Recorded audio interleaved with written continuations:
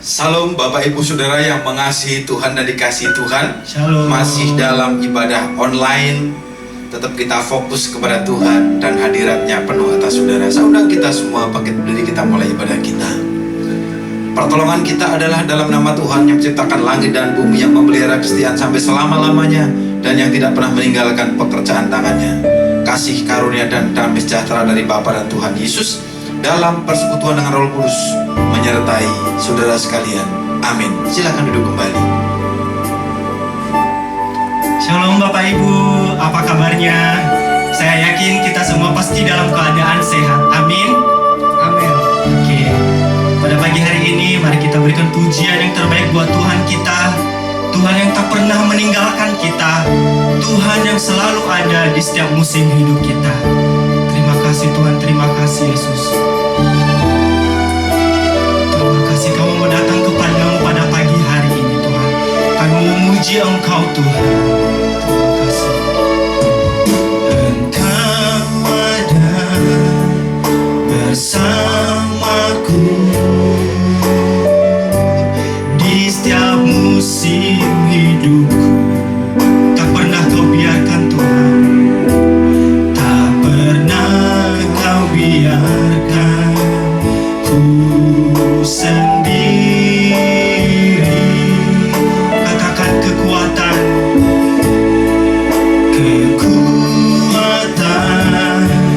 di jiwaku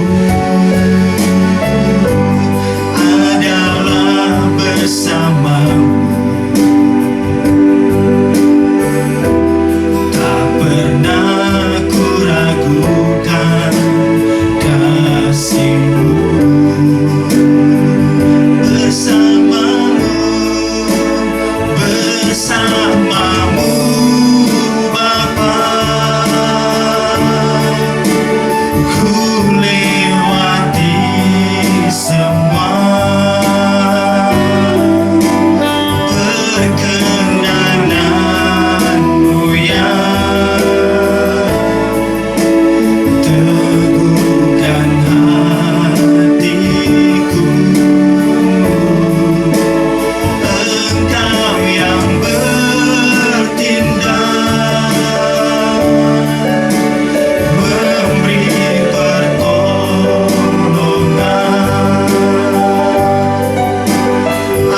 Anugerah-Mu besar melimpah bagiku.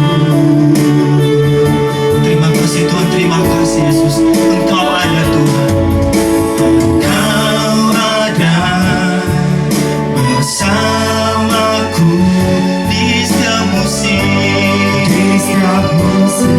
hidupku.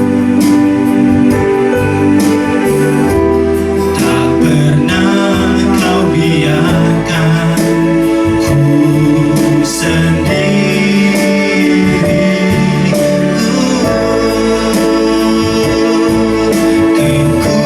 Kekuatan di jiwaku adalah bersamamu.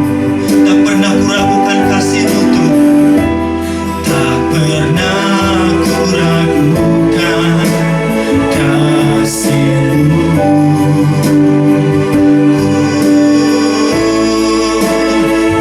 Bersamamu Bapa, ku lewati semua. Perkenananmu yang teguhkan hati. Engkau yang bertindak, Engkau yang bertindak, memberi pertolongan.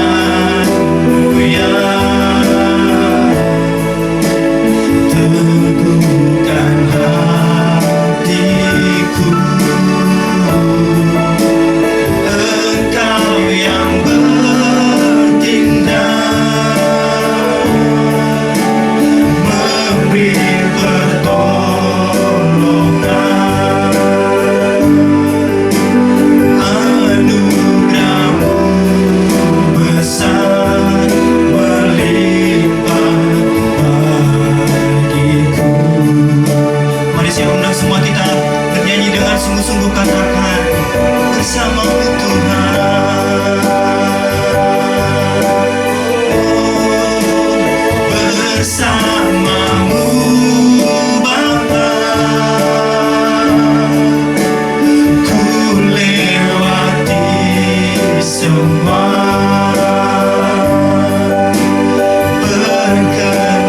perkenananmu yang teguhkan hatiku.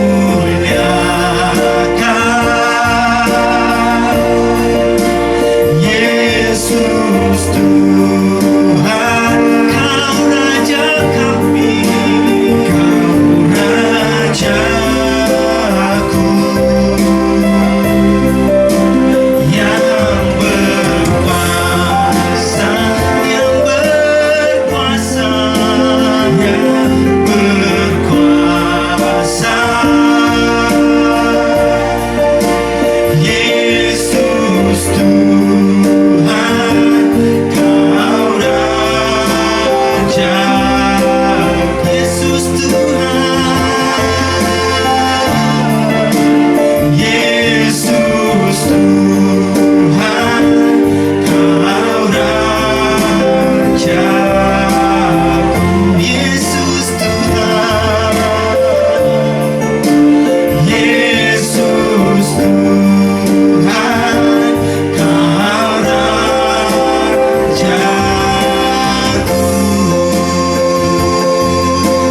Mari berikan tepuk tangan untuk Tuhan kita. Terima kasih Tuhan, terima kasih Yesus. Oh, ditinggikan.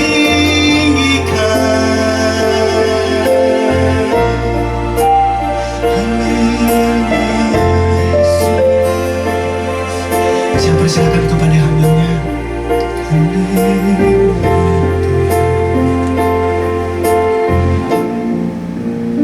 Terima kasih Tuhan, Allah yang layak untuk diagungkan, dimuliakan. Kami datang ke hadirat-Mu dengan segala ucapan syukur, karena Engkau baik, Engkau Allah yang luar biasa, Engkau Allah yang melindungi kami, Engkau Allah yang membimbing kami, Engkau Allah yang memberikan kekuatan kepada kami. Engkau Allah yang tidak pernah meninggalkan kami. Kalau terkadang yang kami lewati adalah masa-masa yang sulit, masa-masa yang menakutkan bagi sebagian orang, tapi Engkau adalah Allah yang setia. Kami mencoba belajar untuk menaruh pengharapan kami kepadamu, sumber perlindungan kami, benteng kekuatan kami, sumber berkat kami, panci-panci kemenangan, Allah yang menyembuhkan. Terima kasih Tuhan, terima kasih. Kami tahu Engkau Allah yang baik, karena itu kami memuji Engkau, mengagungkan nama-Mu. Karena Engkau layak untuk menerima segala pujian, Engkau layak untuk menerima segala hormat, Engkau layak untuk menerima segala pengagungan. Dimuliakanlah Yesus Kristus, Tuhan kami yang sudah menyelamatkan kami. Terima kasih Tuhan, terima kasih Tuhan. Dan hari ini kami mau mendengarkan suara-Mu. Berbicaralah kepada kami Tuhan. Mungkin kami tidak berada di tempat yang sama bersama-sama, tapi bukankah Engkau adalah Allah yang ada di mana-mana, yang sanggup menjamah kami dengan kekuatan. Allah Roh Kudus, bekerjalah, jamahlah setiap kami. Ketika kami mendengarkan firman-Mu, jamahlah setiap kami. Ubahkan kami, pulihkan kami, berikan kami kekuatan yang baru. Terima kasih Tuhan, terima kasih. Kami berdoa karena kami tahu Allah kami adalah Allah yang hidup, yang sanggup melakukan segala sesuatu dengan cara-cara yang luar biasa. Haleluya. Dalam nama Tuhan Yesus kami berdoa, kami mengucap syukur. Bersama-sama kita katakan amin. Haleluya. Terima kasih untuk tim pemuji yang sedang melayani. Tuhan Yesus memberkati.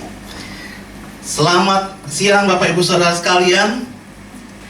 Masih ingat bahwa bulan ini kita khusus berbicara tentang menang menghadapi musuh, ya. Minggu yang lalu kita belajar tentang menang menghadapi musuh yang memperdaya. Kali ini kita merenungkan, berbicara tentang menang menghadapi musuh yang menyesatkan. Nah, suatu kali, ini ada cerita kisah nyata. Bapak Ibu Saudara sekalian mungkin tahu area yang namanya Segitiga Bermuda. Area ini sebetulnya ada pulau daerah yang namanya Bermuda di sana. Tapi kenapa disebut Segitiga Bermuda? Karena sering sekali di antara titik-titik tertentu yang membuat suatu area segitiga, di tempat itu terjadi hal yang mengherankan. Pesawat yang tiba-tiba hilang, kapal yang tiba-tiba hilang, kejadian-kejadian yang seperti itu. Sampai orang beranggapan ada sesuatu yang aneh di tempat itu. Entah ada alien yang ada di sana, atau tentang medan magnet yang besar yang ada di sana yang sanggup menghisap kapal yang sedang melalui tempat itu, atau hal-hal yang aneh yang lainnya. Nah, ada satu kisah nyata, ada 5 atau 7 pesawat skuadron yang dipimpin oleh satu pelatih. Jadi waktu itu mereka sedang latihan terakhir terbang, dipimpin oleh satu pelatih. Dan yang 5 atau 6 lainnya itu, 4 atau 6 lainnya itu adalah murid-muridnya. Nah, waktu mereka melewati segitiga bermuda. Ini dari angkatan darat atau angkatan udara, angkatan laut atau angkatan udara, saya agak lupa ceritanya. Tapi yang jelas ini kisah nyata. Waktu mereka terbang melewati segitiga bermuda, ada hal yang aneh. Pemimpin mereka atau orang yang mengajar mereka, guru mereka, melihat ada hal yang aneh di kompas itu. Dia jadi merasa tidak yakin arah kemana sih yang mereka sedang tuju. Jangan-jangan mereka ini salah. Mereka sedang dari arah utara menuju ke selatan dan harusnya berbelok ke arah barat untuk mendarat di daratan yang ada di sebelah barat. Tapi kompas ini menunjukkan hal yang lain. Kemudian sang guru pilot ini bertanya kepada murid-muridnya yang sedang mengikuti dia, ada yang salah nggak ya di kompas kalian? Kayaknya ada yang salah dengan kompas saya ini. Coba kita berbelok sedikit ke kiri, ke arah timur. Kemudian sekelompok penerbang ini berbelok ke arah kiri, yang justru membuat mereka lebih jauh ke arah lautan, bukan ke daratan. Walaupun mereka terbang dalam keadaan yang tinggi, mereka tidak dapat melihat daratan waktu itu. Justru mereka lebih jauh ke arah lautan. Dan pada waktu itu ada awan badai yang mereka hadapi di area timur. Semakin jauh mereka lewati, semakin jauh mereka terbang. Sang guru berpikir, kenapa mereka tidak melihat daratan ya? Seharusnya untuk waktu penerbangan ini mereka sudah melihat daratan. Kemudian sang guru berpikir, jangan-jangan ada yang salah dengan kompas kita. Kita salah jalan. Coba lihat, ada yang lihat daratan enggak? Semua murid-murid yang di belakang yang mengikuti dia, mereka terbang dengan pesawat sendiri-sendiri, tidak dapat melihat daratan. Justru mereka sedang terbang menuju ke awan mendung. Kemudian sang guru berkata, ini ada masalah dengan kompas. Kita salah jalan. Mari kita berbalik. Kemudian mereka berbalik menuju ke arah barat, menuju ke area daratan. Sebenarnya sudah benar arahnya itu. Tapi sayangnya, semuanya kehabisan bahan bakar sebelum mereka mencapai daratan.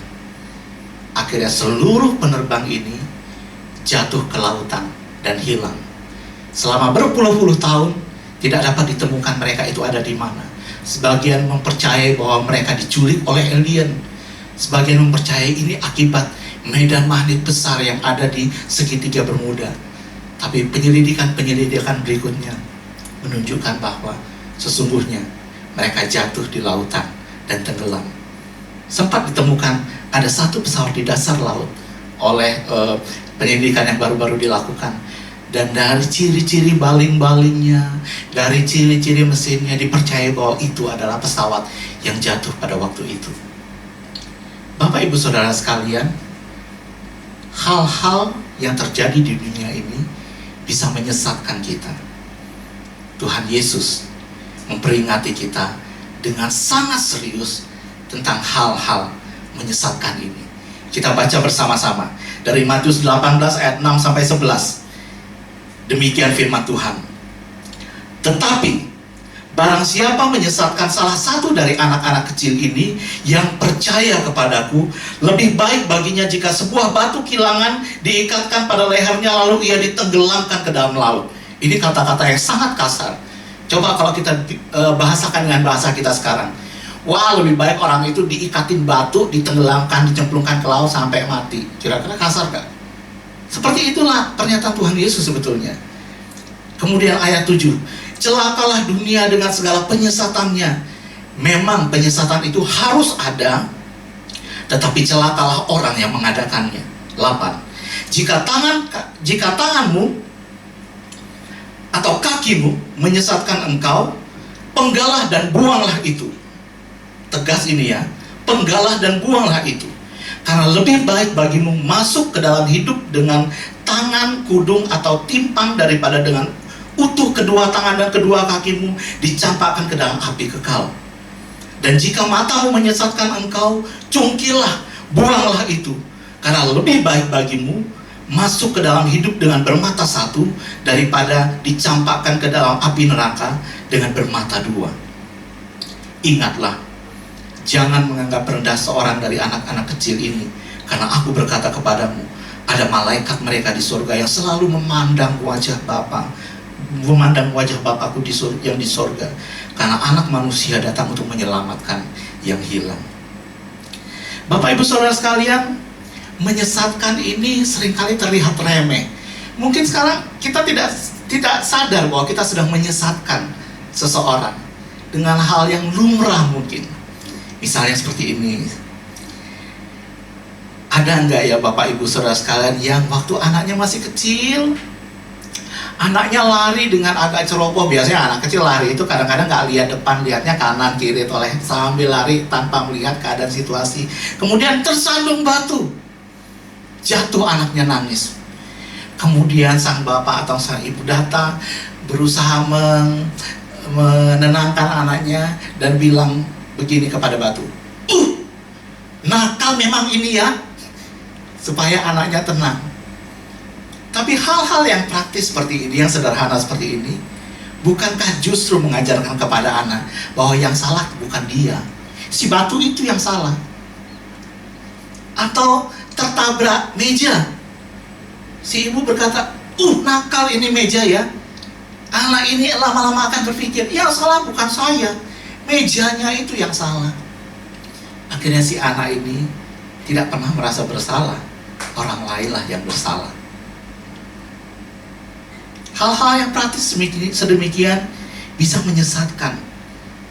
Sederhana mungkin, tapi hari ini kita perhatikan baik-baik betapa geramnya Tuhan Yesus terhadap penyesat.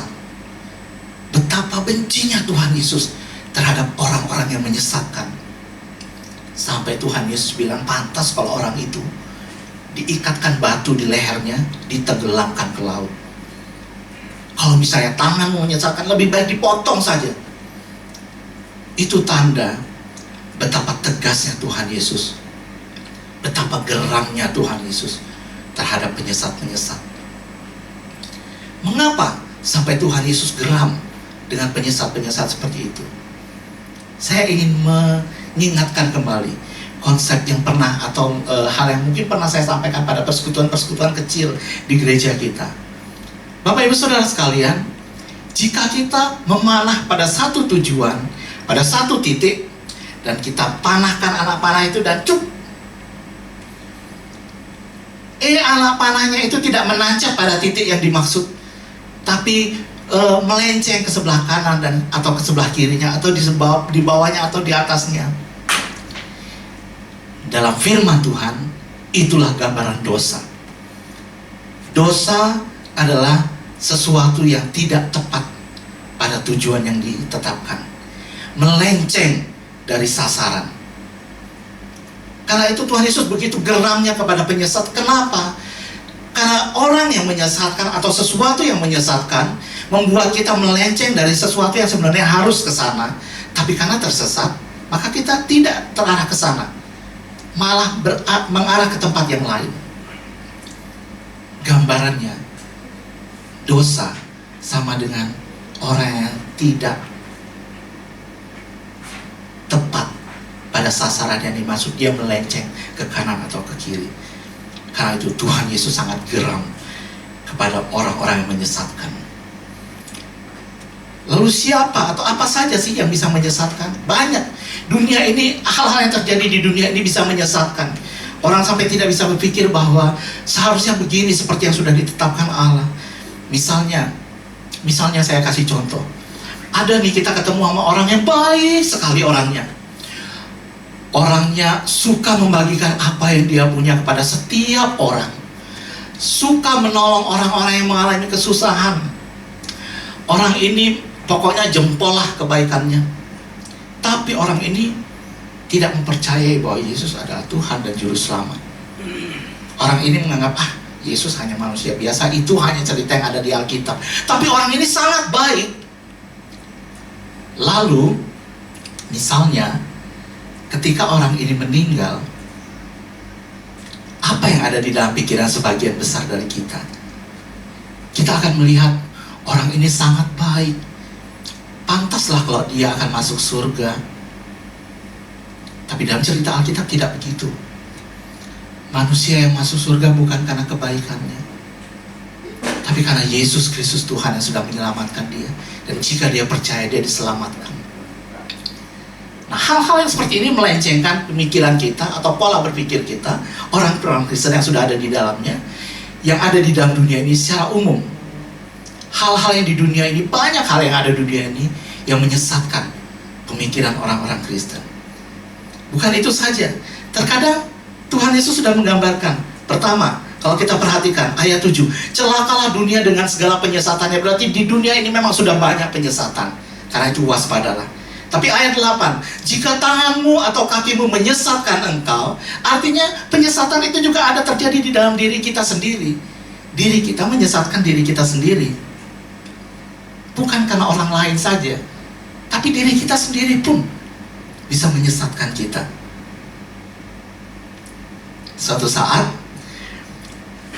ada resepsi pernikahan dari jemaat di tempat ini juga sebetulnya. Nah, resepsi pernikahan itu letaknya atau dilaksanakan di satu hotel mewah di Jakarta, namanya Ritz-Carlton. Banyaklah yang diundang ke sana. Kemudian saya ke sana dan ada bapak-bapak yang saya kenal juga ke sana, tapi kami pergi dengan kendaraan yang berbeda. Kemudian si bapak ini bertanya, "Fit, sudah sampai di mana Pak David?" "Saya masih di sekitar sini Pak, macet di tempat saya." Kemudian si bapak itu berkata, "Oh iya, saya juga kena macet ini. Ya semoga kita sampai di sana bisa tepat waktu deh." Saya bilang begitu. Kemudian setelah sekian lama, si bapak bertanya, "Pak David, sudah sampai di mana sekarang?" Saya bilang, "Pak, saya sudah dekat, sudah tidak macet lagi di dekat sini." Kemudian si bapak berkata, "Oh iya, saya juga sudah dekat. Sebentar lagi saya juga sampai." Kemudian saya sampai di gedung resepsi pernikahan itu. Saya melihat ada dua acara pernikahan di sana, yang satu di lantai bawah, yang satu lagi di lantai atas. Saya perhatikan, oh iya, pernikahan yang akan saya hadiri ada di lantai atas. Kemudian saya naik ke lantai atas, sampai di sana sudah bertemu dengan jemaat yang lain, teman-teman yang lain. Kemudian si bapak tadi menelpon saya, bertanya, "Pak David sudah sampai?" "Sudah Pak. Saya kayaknya salah deh ini." Si bapak itu berkata begitu. Terus saya ingat, ini areanya ini ada di lantai 2, bukan di lantai 1. Karena ada dua acara pernikahan yang berbeda. Kemudian saya berkata kepada bapak, si bapak itu, "Pak, jangan di lantai 1 ya, acaranya di lantai 2. Ya, di lantai 1 itu pernikahan yang berbeda. Acara yang kita hadiri ini di lantai 2. Kemudian si bapak berkata, "Bukan Fit, saya salah gedung. Acaranya di Ritz-Carlton Kuningan, tapi dia datangnya di acara Ritz-Carlton SCBD. Dua gedung yang berbeda, jaraknya cukup jauh, dan kebetulan di sana juga ada pernikahan." Bapak itu masuk dan, "Loh, kok yang menikah berbeda? Bukan yang dia kenal." Kemudian dia telepon saya, dan saya bilang, "Saya di gedung yang ini." "Iya, saya salah. Saya nyasar ke hotel yang berbeda." Untung saja saya belum sempat memasukkan amplop ke tempatnya itu. Kalau sudah saya masukkan, nanti saya mintanya lagi, kan malu Fit. Ya. Kemudian si bapak ini cabut dan ke arah hotel yang benar dan sampai dan ketemu dengan saya. Nah, kalau cerita pertama tentang skuadron penerbangan tadi yang tersesat karena kompas yang ada di dalam pesawat itu tidak menunjukkan arah yang benar. Nah, si bapak ini tersesat menuju ke arah yang salah karena dia berpikir tempatnya yang di sana, bukan yang di sini. Tersesat karena sesuatu yang ada di dalam pikirannya sendiri. Jadi, hal yang menyesatkan itu bukan melulu hanya dari luar. Dari dalam diri kita sendiri pun dapat menyesatkan. Coba pikir baik-baik. Apa yang ada pada saat ini yang engkau pikirkan, yang engkau rasakan, yang mungkin menyesatkan engkau? Pada saat ini, virus corona melanda di mana-mana. Sebagian orang tidak berani keluar. Sebagian orang berkata, "Oh, saya harus waspada. Karena saya harus waspada, maka saya harus membatasi untuk tidak keluar." Tapi kalau saya perhatikan orang yang berkata seperti itu, sebagian besar sebetulnya hanya takut, tidak berani keluar. Bukan masalah kewaspadaan. Mulutnya atau teks yang disampaikannya lewat WA kepada orang-orang lain untuk menyatakan bahwa dia hanya bersikap waspada, mungkin hanya menutupi sesuatu yang ada di dalam hatinya. Mulutnya menyesatkan dia, hatinya menyesatkan dia, padahal dia tidak seperti itu.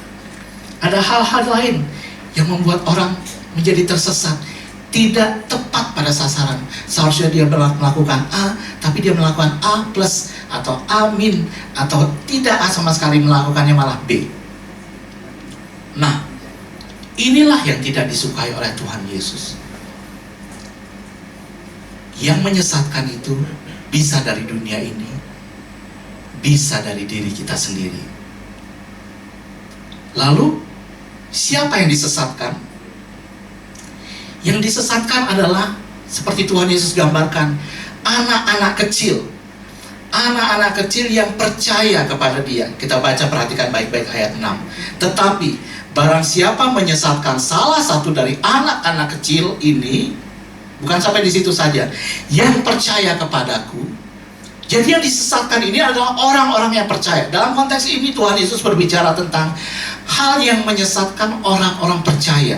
Sesuatu yang menyesatkan orang-orang percaya yang sudah menaruh pengharapannya kepada Tuhan Yesus, kemudian disesatkan sehingga pengharapannya bukan lagi kepada Tuhan Yesus.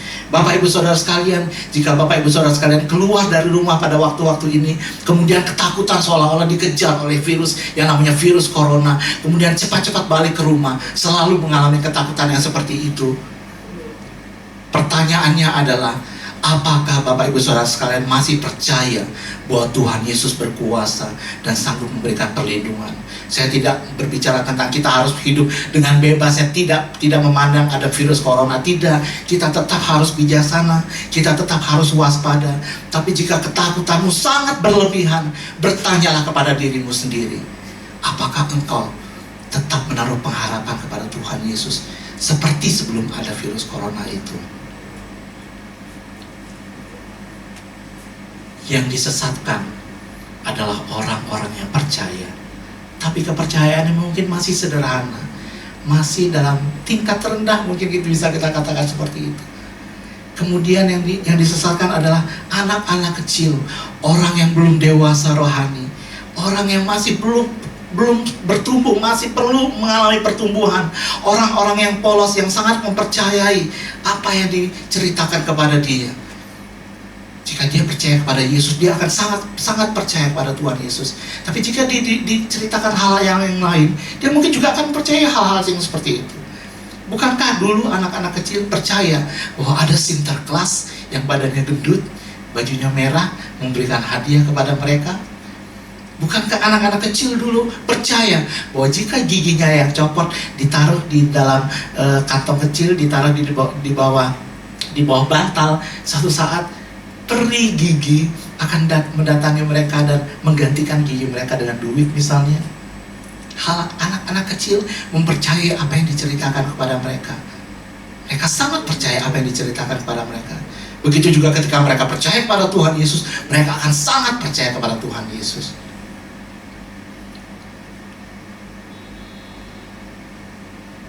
Jadi orang-orang yang disesatkan, pertama, orang yang percaya kepada Tuhan Yesus. Yang kedua, anak-anak yang masih perlu bertumbuh, orang-orang yang percaya kepada Tuhan Yesus yang masih perlu mengalami pertumbuhan. Lantas, jika orang-orang yang percaya kepada Tuhan Yesus, anak-anak yang masih perlu mengalami pertumbuhan, bukan masalah umur saja. Mungkin orang-orang Kristen yang baru lahir, yang sedang mengalami pertumbuhan dapat disesatkan. Bagaimana caranya supaya kita dapat menang? Pertanyaannya kan seperti itu. Kita tahu bahwa Tuhan Yesus membenci penyesatan. Tapi bagaimana supaya kita bisa menang? Tuhan Yesus berbicara tentang anak-anak kecil yang mempercayai Dia, yang dapat disesatkan. Karena itu, untuk dapat menang dari penyesatan itu, maka caranya adalah bertumbuhlah menjadi dewasa. Bertumbuhlah menjadi dewasa. Bertumbuhlah dalam imanmu. Bertumbuhlah dalam pengertianmu akan firman Allah. Bertumbuhlah akan kasihmu. Bertumbuhlah akan pengharapanmu kepada Tuhan. Bertumbuhlah akan buah-buah roh yang sudah disampaikan dalam firman Tuhan. Bertumbuhlah sebagai orang yang mengenal Yesus. Bertumbuhlah di dalam Roh Kudus. Bertumbuhlah. Jangan menjadi jemaat yang anak-anak saja, tapi bertumbuhlah, bertumbuhlah. Itu yang akan menolong engkau untuk menang dari pengajaran-pengajaran segala sesuatu yang dapat menyesatkan. Bertumbuhlah, jadilah dewasa, jadilah dewasa. Itu yang pertama. Bagaimana kita dapat menang? Jadilah dewasa, bertumbuhlah. Yang kedua, bagaimana supaya kita dapat menang? Jadilah anak-anak. Loh, tadi ngomongnya jadilah dewasa, tapi sekarang jadilah anak-anak. Maksudnya seperti ini. Tadi kita sudah membahas bahwa anak-anak itu polos. Dia murni. Begitu dia mempercayai Tuhan Yesus, dia akan sangat percaya. Karena itu sikap yang seperti itu, hal yang seperti itu, jadikanlah itu menjadi bagian dari dirimu. Murnikanlah hatimu. Percayalah penuh kepada Yesus. Seperti anak-anak kecil ini sungguh-sungguh mempercayai Dia. Mereka punya hati yang polos, tidak berpikir hal-hal yang lain. Begitu Tuhan Yesus mengatakan A, mungkin mereka akan selalu melakukan A. Jadilah seperti anak-anak kecil ini. Tapi bertumbuhlah dalam imanmu. Menjadi dewasalah dalam pemikiranmu, pengetahuanmu tentang firman Tuhan. Itu berbicara tentang kita, orang-orang yang mempercayai Dia. Satu, mungkin terjadi penyesatan. Mungkin diri kita sendiri menyesatkan kita. Tapi saran yang saya berikan, bertumbuhlah, menjadi dewasa dalam pengenalanmu akan firman Tuhan, dalam imanmu, dalam pengharapanmu, dalam kasihmu, dalam buah-buah roh. Bertumbuhlah. Tapi tetaplah menjadi anak kecil yang murni hatinya, yang sangat-sangat mempercayai Tuhan Yesus, yang percaya bahwa Yesus adalah Tuhan. Itu kita. Jika kita tersesat, kita masih punya firman Tuhan untuk berpegang dan melihat dan bercermin dan mengetahui, menyadari bahwa kita tersesat. Sekarang pertanyaannya, bagaimana dengan orang-orang di sekitar kita yang tersesat dan tidak tahu tentang firman Tuhan dan tidak tahu bahwa ada keselamatan yang daripada Allah sendiri melalui Yesus Kristus Tuhan? Hari ini kita berbicara tentang menang menghadapi musuh yang menyesatkan. Memang itu untuk diri kita, untuk orang-orang yang percaya kepada Tuhan Yesus. Tapi saya ingin mengajak Bapak Ibu Saudara sekalian lebih luas lagi untuk melihat kananmu, kirimu, orang-orang yang ada di sekitarmu,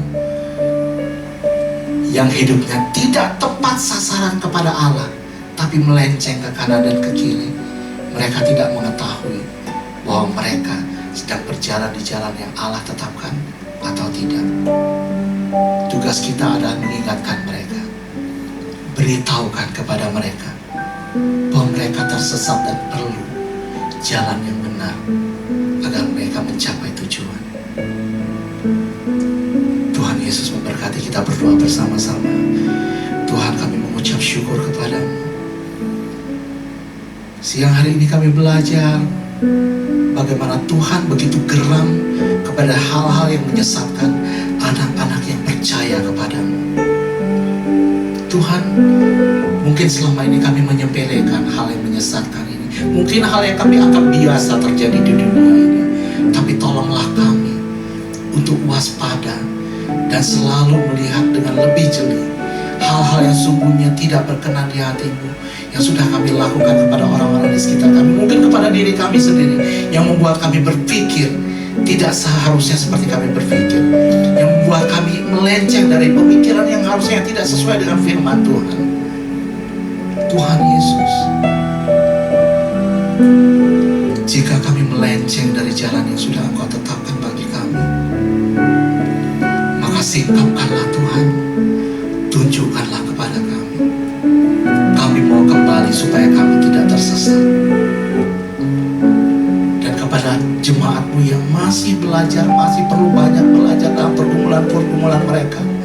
Aku berdoa supaya Engkau menolong jemaatmu ini Tuhan, untuk dapat bertumbuh lebih dewasa lagi, bertumbuh dalam iman mereka, bertumbuh dalam pengharapan mereka kepada Tuhan, bertumbuh dalam hal kasih mereka kepada Tuhan dan kasih mereka kepada sesama, bertumbuh dalam buah-buah roh, bertumbuh dalam segala sesuatu yang menolong mereka untuk dapat dekat, lebih dekat lagi kepadamu, supaya mereka jadi jemaat yang tidak gampang disesatkan. Tuhan, tolong jemaatmu ini, tolong jemaatmu ini. Dalam masa-masa seperti ini kami berdoa kepadamu, masa-masa yang mencekam bagi sebagian orang, yang mungkin kami tidak tahu bahwa musuh yang sedang kami hadapi bersama saat ini adalah virus corona. Kami mungkin mengalami ketakutan, mungkin damai sejahtera menjadi hilang dari diri kami, dari hati kami. Tapi aku berdoa kepadamu, ya Tuhan, Allah yang memberikan kekuatan, tolonglah kami semua supaya walaupun kami mengalami hal-hal yang sulit, Engkau Allah yang mendampingi kami, memberikan kekuatan kepada kami, memberikan damai sejahtera kepada kami. Mungkin ekonomi sekarang menjadi sulit gara-gara banyak hal yang harus kami lakukan jadi terbatas untuk dilakukan. Tapi Engkau adalah sumber pertolongan kami. Nyatakanlah pertolongan-Mu Tuhan, nyatakanlah pertolongan-Mu Tuhan, seperti yang sudah kami doakan, yang kami percaya. Karena Engkau hidup, Engkau bukan Allah yang mati, Engkau Allah yang hidup, yang sanggup memberikan pertolongan. Haleluya. Terima kasih Tuhan Yesus, terima kasih. Dalam nama Tuhan Yesus kami berdoa, kami mengucap syukur. Amin. Haleluya.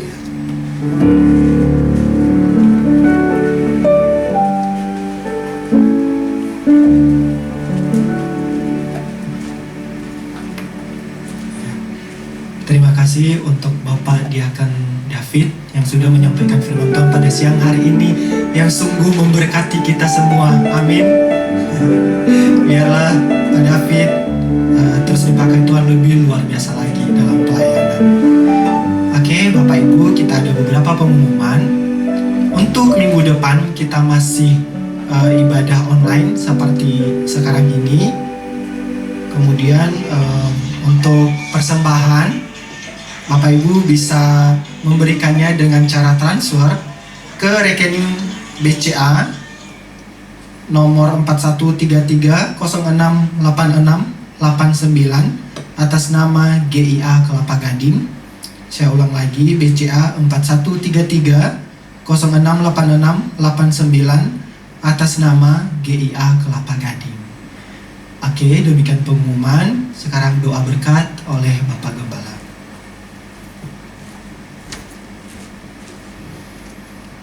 Puji Tuhan, jangan mau disesatkan dan jangan jadi penyesat. Biarlah kemurahan Tuhan melimpah atas kita. Saya undang sekali lagi kita bangkit berdiri untuk mengakhiri ibadah pada saat hari ini. Hanya karena kasih karunia ya Bapa, kami ada pada hari ini. Kami mau terus melekat kepada Tuhan, tinggal pada pokok anggur itu, sehingga kami tidak bertumbuh menjadi tumbuhan yang liar, tapi kami terus seiring dengan kehendak-Mu. Terima kasih Bapa di surga, berkat Tuhan mengalir atas Diaken David yang sudah menyampaikan firman Tuhan, seluruh tim yang melayani, baik kami yang dilayani. Apa yang kami dengar mampukan untuk kami melakukan dengan setia, sehingga berkat-berkat itu akan datang kepada kami dan menjadi bagian kami. Pemulihan keluarga, pemulihan pekerjaan, studi, pelayanan, pemulihan dalam persaudaraan persekutuan kami, pemulihan kesehatan kami, dan pemulihan semangat kami. Berkenan Tuhan curahkan atas seluruh jemaat Tuhan. Dan sebentar kami akan melanjutkan aktivitas kami. Biarlah kiranya penyertaan Tuhan itu cukup bagi kami. Layak akan kami menerima berkat-Mu, itulah sebabnya kami buka hati kami angkat tangan kami, dan mari Tuhan memberkati kami. Jemaat Tuhan, terimalah berkat-Nya. Tuhan memberkati-mu dan Tuhan melindungi-mu. Tuhan menyinarimu dengan wajahnya, dan Tuhan memberikanmu kasih karunia. Tuhan menghadapkan wajahnya kepadamu, dan Tuhan memberikanmu damai sejahtera. Terimalah berkat-Nya dengan rasa hormat dan ucapan syukur. Dalam nama Bapa, Putra, dan Roh Kudus, nama di atas segala nama. Dalam nama Tuhan Yesus Kristus, terimalah berkat-Nya. Amin.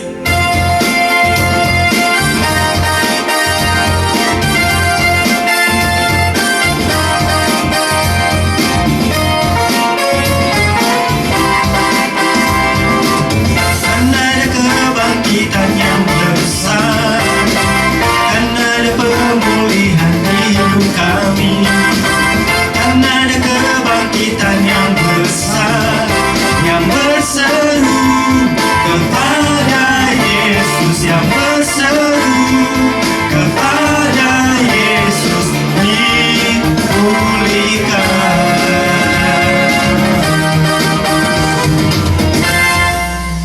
Amin. Ibadah telah selesai. Tuhan Yesus memberkati.